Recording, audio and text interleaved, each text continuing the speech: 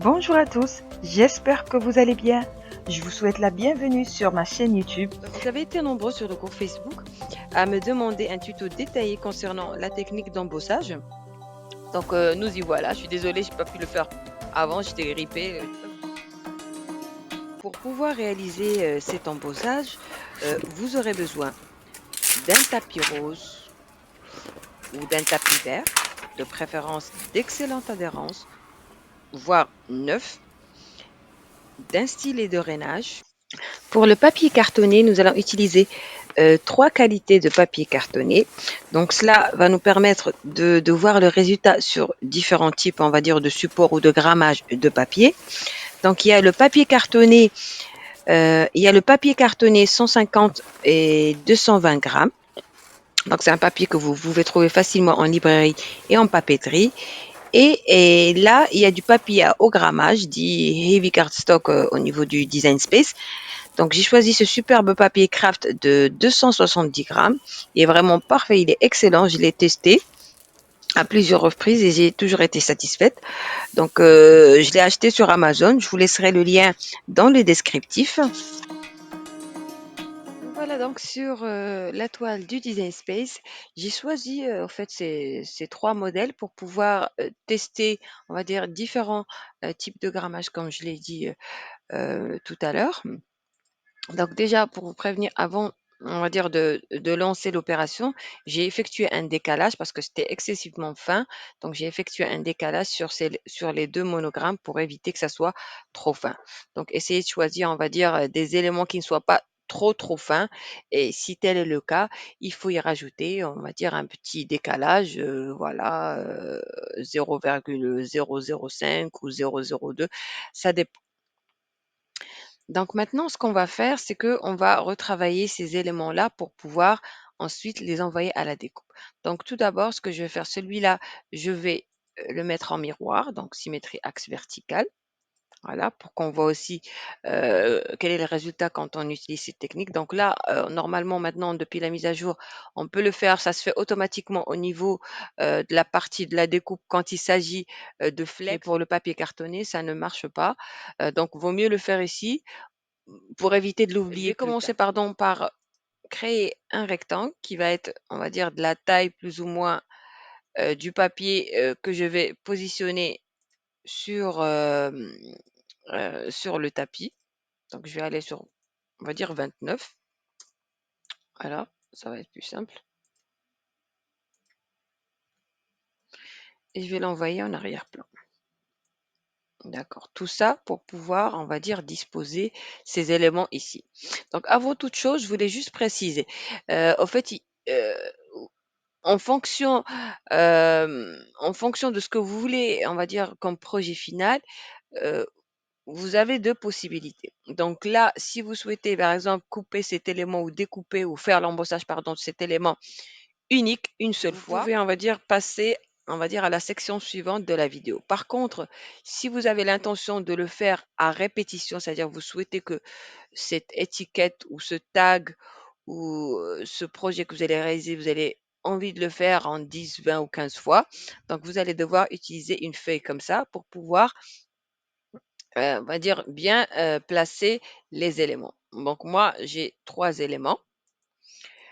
Ces trois éléments-là, je vais les poser, on va dire, sur un tag ou une espèce de sticker. Donc, je vais essayer de choisir des formes qui s'adaptent, on va dire, à la forme de l'image. Donc là, j'aurai forcément un cercle, une espèce de pilule, je dirais gélule, et plus ou moins un carré ou un rectangle. Et là, je vais venir les placer ici. Je vais agrandir un peu. On sélectionne, CTRL 1, CTRL 2. Voilà, ça permet de zoomer. On va enlever celui-là d'ici. Shift et la roulette vers le bas ou vers le haut. Maintenant, on va agrandir tout ça. Moi, ce que je fais pour aller plus vite, je le mets en stylo. Là, ça me permet de bien voir. Je trouve que c'est bon. Je vais faire aligner et je vais centrer. Ok, c'est bon pour moi. Les deux aussi, je vais les mettre en stylo. Voilà, comme ça, je sais que j'ai bien agrandi.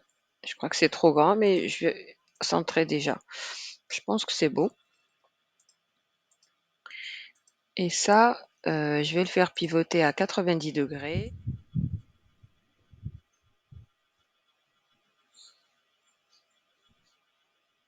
Et voilà. Donc là, ce que je suis en train de faire, je suis en train de créer, on va dire, le support sur lequel je vais faire mon embossage. Là, je vais aligner et centrer uniquement verticalement. Voilà, je pense que c'est bon. Là, je vais laisser un peu plus d'espace ici, élargir un peu. Voilà, pour moi, c'est assez bon. Je vais reprendre donc normalement verticalement parce que si je le fais horizontalement, voilà ce que ça donne. Donc, je les laisse tels quels. Maintenant que c'est fait, ces éléments-là, je vais les remettre en basique. Je vais les mettre dans une autre couleur et je vais les envoyer tout derrière. Et voilà. Donc maintenant que j'ai créé, on va supposer que ces trois éléments, c'est, on va dire, le même design. Donc c'est un même design que vous souhaitez répéter 10, 15, 20 fois, que sais-je, autant de fois que, on va dire, la simulation de tapis peut le supporter. On va faire CTRL-G, CTRL-G, CTRL-G. Donc on a tout groupé et on va venir positionner ces petites choses-là ici. Donc en fait, je suppose que vous devez vous poser la question pourquoi je le fais comme ça. Parce qu'au fait, par exemple, si vous souhaitez répéter cet élément-là, on va dire, on va faire comme ça, hop, CTRL D, CTRL D. Donc vous avez l'intention de le répéter à plusieurs reprises, voilà. Il faudrait que vous ayez placé, on va dire, ce gabarit ici. Parce que par la suite, une fois qu'on aura découpé la forme, quand je parle de forme, c'est ce que vous voyez en jaune foncé et en noir ici. Ces éléments-là, ils vont rester sur le tapis, en fait. On va pas les décoller, on va décoller tout le contour, mais ceux-là, on va les garder. Donc, après, vous pourrez à chaque fois réutiliser ce tapis-là en supposant que vous ayez gardé, on va dire, ces découpes-là collées dessus. C'est pour ça que j'ai insisté sur le fait d'avoir un tapis de bonne qualité. Et là, vous pourrez à chaque fois, voilà, poser votre feuille et, on va dire, relancer l'opération d'embossage. Donc moi, je ne vais pas le dupliquer, je l'ai fait juste pour vous montrer. Donc après, vous pouvez aligner et arranger ce qu'il y a à faire. Moi, j'ai pas besoin de le faire. On va faire uniquement les trois qu'on va répéter. Moi, c'était juste pour les positionner au niveau, voilà, de la feuille. Sachant que moi, je vais utiliser un papier différent pour chaque découpe pour qu'on puisse voir ensemble euh, voilà, le résultat sur différents supports. C'est OK. Donc maintenant qu'on s'est assuré qu'on a bien positionné tous nos éléments, on va venir attacher le tout. Donc on sélectionne tout et on attache. Donc là, au fait, bien entendu, avant d'attacher, il faut bien s'assurer que, on va dire, cette taille-là que moi j'ai ici en 27,99 de largeur correspond voilà, à la taille du papier ou la largeur du papier que vous avez. Bien sûr, votre papier devra être plus large. C'est pour ça que moi, au départ, je suis partie sur un papier de 29 par 29. Donc, c'est très important parce qu'après ces éléments-là, on ne pourra pas les bouger ou changer quoi que ce soit. Une fois arrivé au niveau de la découpe, vous n'aurez plus la possibilité de déplacer, voilà, c'est un élément individuellement. Ils sont attachés. Donc, il faut bien s'assurer que voilà, cette taille-là est conforme et que le papier que vous avez peut la supporter. On va passer à la création. Donc, on va lancer la création. Là, on touche à rien du tout. C'est vraiment important. Il ne faut rien toucher parce qu'il faut que ça soit, on va dire, le positionnement qui a été choisi par Cricut, enfin par le Design Space, je veux dire, sans qu'on ait à le bouger. On va cliquer sur continuer Et là, maintenant, on va venir choisir le type de support. Donc, pour cette première opération, il est important de sélectionner votre papier le plus épais, donc 300 grammes, 270 grammes, peu importe. Donc, en fonction, on va dire, de la nature de votre image, vous allez sélectionner le papier qui est adapté. Donc, pour ma part, j'ai beaucoup de détails dans cette image-là, donc je dois forcément choisir papier cartonné pour des coupes complexes plus, puisque le papier est très épais. Et d'ailleurs, je vais lancer la découpe une deuxième fois, c'est-à-dire que je vais avoir deux passages. Donc, je n'ai pas eu le temps de le modifier au niveau des paramètres, mais sachez qu'au niveau des paramètres, vous pouvez effectuer cette opération. Et là, il ne nous reste plus qu'à lancer la découpe.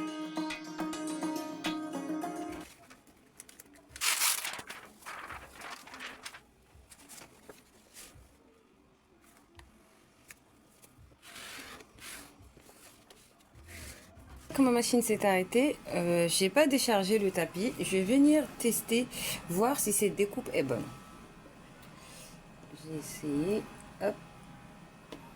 Le tapis est hyper collant, donc comme il est tout neuf, j'ai essayé de faire doucement pour ne pas le... Voilà, ça se décolle pas. De toute façon, moi je le savais. Je vais voir si... Voilà, je vois que... Je sais pas si vous arrivez à le voir. Vous voyez que là, ça m'a pas bien découpé tout ce qui est autour. Donc, bon, de toute façon, moi je le savais parce que j'avais déjà testé ce papier. Donc le mieux, si vous prenez, on va dire, un nouveau type de papier, le mieux c'est de le tester sur un modèle comme ça où il y a beaucoup de détails. De l'autre, c'est cette découpe et de voir si ça coupe bien ou pas. Donc pour ma part, ça coupe pas bien. Je vais quand même vérifier au cas où il y a quelque chose au niveau ici. Bon, il n'y a rien ici. Tout est bon. Je vois qu'il n'y a rien. Je continue alors. Donc je vais relancer un deuxième passage pour la découpe. Comme ça, je serai sûre que ça a découpé puisque je vois qu'à ce niveau-là, ces espèces de pétasses sont encore collées. Donc, j'appuie bien. Voilà. Parce que aussi quand le papier n'est pas bien posé, n'adhère pas bien au tapis, ben voilà, la lame ne passe pas au travers. Donc, je vais relancer la découpe. Après ce deuxième passage, je vais refaire la même tentative. Je vais vérifier si cette fois-ci, voilà. Là, vous voyez la différence. Là, ça a vraiment fonctionné. Donc là, maintenant, moi, je peux décharger mon tapis de la machine. Donc maintenant, comme je l'avais dit, on va écheniller. On va commencer par le grand rectangle. Voilà, on peut l'enlever puisque la découpe est nette. Voilà. C'est pour ça que j'adore ce papier-là. Franchement, quand vous mettez le bon réglage, ça coupe comme correctement. Ensuite, on va continuer avec ça qui était déjà décollé. Hop. C'est tellement satisfaisant quand vous enlevez des choses comme ça qu'il n'y a rien qui reste collé au tapis.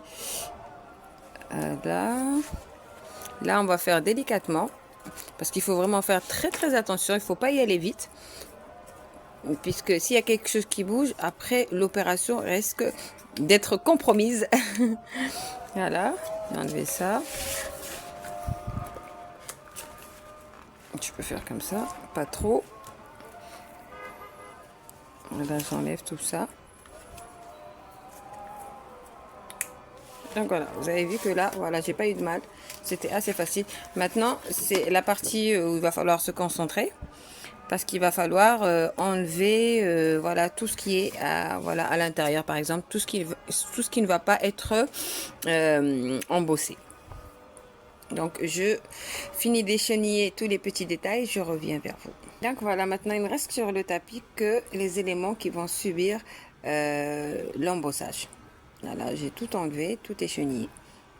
Donc maintenant, on va repartir sur la toile du Design Space pour voilà, faire la modification qui va nous permettre bien sûr de faire l'embossage. Donc on couvre le tapis pour qu'il ne se salisse pas, ne prenne pas la poussière et on continue. Nous voilà donc de retour sur la toile du Design Space. On va commencer par détacher ces éléments-là. Vous pouvez, si vous voulez, par mesure de sécurité, pour ne pas vraiment prendre le risque de, voilà, par accident les bouger, vous pouvez les masquer le temps de finir. Donc, on va, CTRL 1, voilà, se concentrer sur celui-là. On va agrandir jusqu'à ce que le zoom atteigne le maximum, voilà, 500 ou, voilà, on va dire que c'est le maximum. on va cliquer sur, on va dire, la forme et on va garder visible que l'élément qu'on veut, sur lequel, pardon, on va utiliser l'embossage, appliquer l'embossage. On clique dessus, on va à décalage et là, on va sélectionner 0,06. Voilà, on clique. C'est vrai, on ne le voit pas parce que c'est vraiment très, très, très proche et c'est ça l'objectif. Il faut qu'il soit le plus proche, on va dire, de la bordure du design. On va appliquer et là, on a notre décalage. On peut le déplacer. Voilà, il faut qu'il soit vraiment derrière cet élément. Ouvrir ça.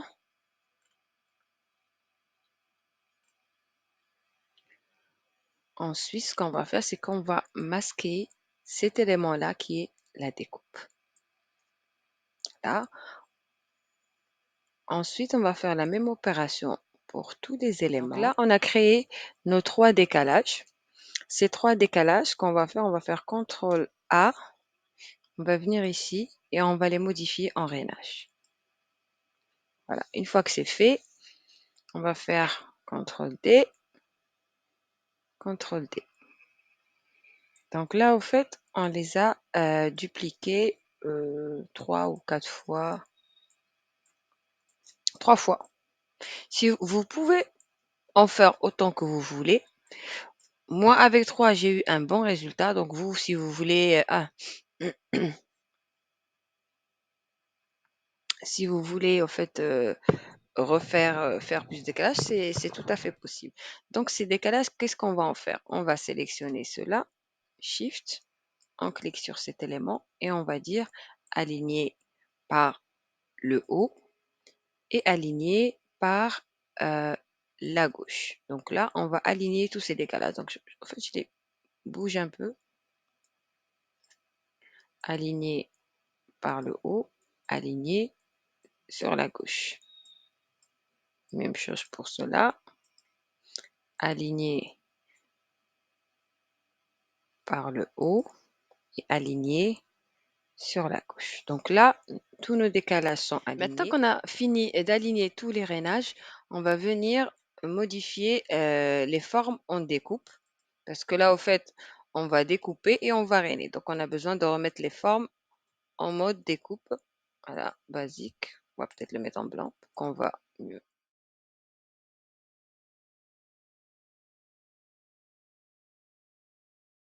Donc là, maintenant, ce qu'on va faire, on va bien sûr tout réattacher. Hop. Et on va attacher. Donc là, pour cette opération, pour ma part, comme je vais tester 3 types de papier, je vais couper des bandelettes de la taille de chaque élément. Donc, je vais lancer la découpe. Et là, je vais vérifier la taille qui sera nécessaire pour chaque élément. Donc là, on va dire que plus ou moins, je vais avoir besoin d'une bande pour ce cercle-là qui serait de, on va dire, de 10 cm de largeur. Pour celle-là, elle commence après 10, à partir de 10 et s'arrête à 20. Et pour celle-là, elle commence à 21. Donc là, je vais aller préparer mes bandelettes et je vais venir vous montrer la suite. Je vais venir couper, enfin déposer, on va dire, mes petits morceaux au-dessus de chaque design. Bien entendu, vous n'avez pas besoin de faire cette opération parce que si vous faites le même design sur tout le tapis, il suffit de poser une grande feuille dessus. Moi, parce que je veux tester les 3 différentes qualités, le 270 grammes, celui-là qui fait 160 ou 150 et celui-là qui fait 220. Donc vous voyez un peu la différence de qualité. Celui-là, vous voyez comme il est mou. Celui-là, c'est le plus, on va dire, dur ou le plus épais des 3 cm ça. Donc, je vais le poser ici. Je laisse toujours un petit 1 ou 2 mm. Voilà, je pose. J'essaie de bien poser. Voilà, en faisant attention de ne pas faire bouger le design. Et là, franchement, il faut y aller sans pitié. Bien faire en sorte que cet élément, voilà, adhère complètement. Voilà. Et ensuite, on continue avec le reste. Je crois que ça, c'était pour le plus petit, pour celui-là. Ah, ouais, donc c'était côté pour celui-là.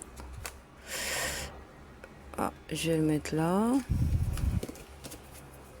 Voilà, hop. Bon, si le tapis est bon, vous n'avez rien à craindre pour ce qu'il y a en dessous. Donc ça, c'est le petit dernier. On va le poser là. Il y a que ça dépasse un tout petit peu. On va recouper. Et hop, c'est parti.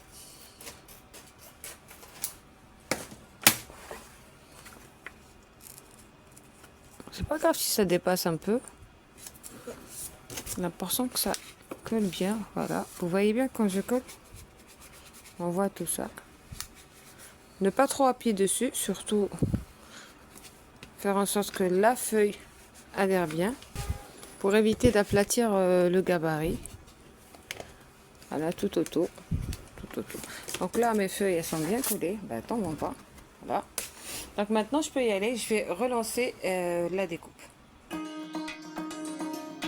Maintenant, là, au niveau du design space, ce qu'on va faire, donc on va continuer. Et maintenant, il va falloir choisir, on va dire, le profil de découpe qui correspond au papier que vous avez mis au-dessus du gabarit. Donc, pour ma part, c'est plusieurs types de papier. Parce qu'au fait, à cette étape-là, on va plus découper, on va dire, le gabarit ou l'image, on va uniquement découper la forme qui est tout autour, c'est-à-dire là, dans notre cas, le cercle, le carré et enfin la gélule. Donc moi, je vais choisir 216, ça fonctionne toujours avec ce papier, même s'il y a du 270, je vais prendre du 270. Je vais mettre et là, je vais sélectionner filet de drainage. Là, appliquer. Et maintenant, je vais lancer la découpe.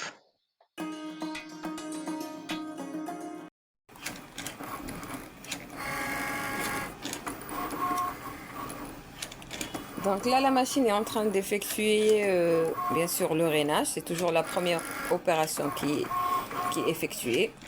Donc, il va nous effectuer le rainage 3 fois puisqu'on a dupliqué le rainage. Et par la suite, si vous préférez, vous pouvez mettre peut-être 6 rainages, 10 rainages, autant de rainage que ça sera nécessaire. Mais là, après la fin de l'opération, si on voit que c'est pas assez, on peut relancer juste en appuyant sur le bouton de la machine pour relancer un deuxième tour de rainage. Donc là, vous voyez que le rainage a été fait. Ce n'est pas bien sûr un super rainage, mais quand même, le résultat est là. Vous voyez.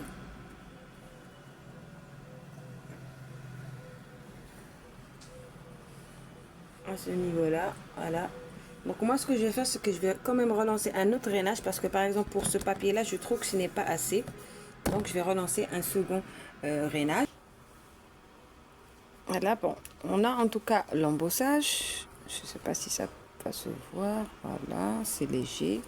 À l'arrière, le débossage. Si vous préférez opter pour du débossage, vous avez tous les jours le choix. C'est pour ça que j'ai mis l'autre en miroir. J'avais mis un modèle en miroir.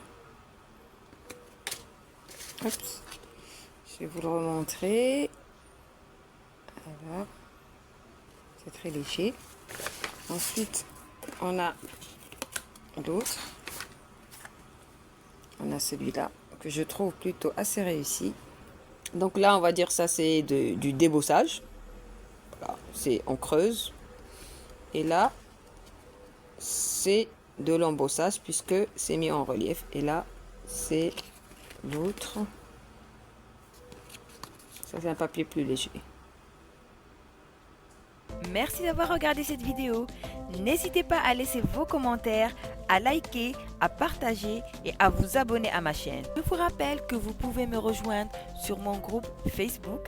Je vais vous laisser le lien vers la page du groupe dans le descriptif de cette vidéo. À très bientôt pour un nouveau tutoriel.